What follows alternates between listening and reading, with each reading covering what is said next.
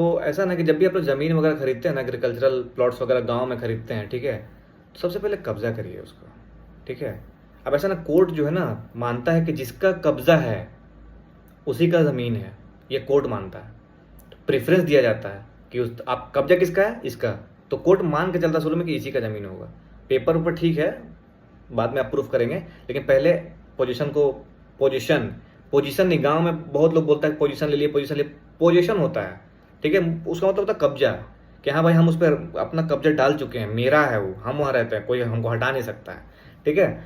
तो जब भी आप ज़मीन लेने का कोशिश करते हैं या फिर आपको ज़मीन लेना होता है, सबसे पहले ज़मीन को देखिए, पसंद आया, नापी-उपी करवाइए, ठीक है? अमीन बुला के।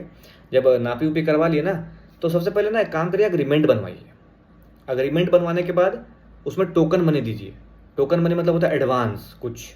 तो जो भी आप एडवांस पैसा देंगे, ठीक है, वो 2 लाख से कम होना चाहिए, याद रखिएगा ये चीज़ हमेशा।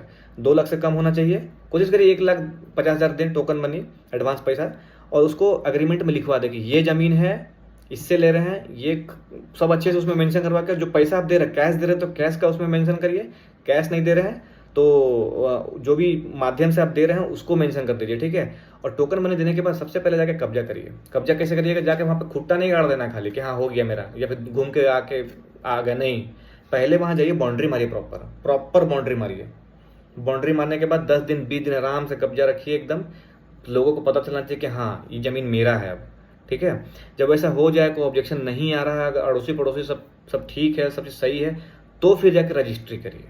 रजिस्ट्री करने के बाद तो फिर म्यूटेशन अपने आप हो जाएगा। अगर वरना बहुत बार ऐसा होता है ना कि म्यूटेशन नहीं होगा।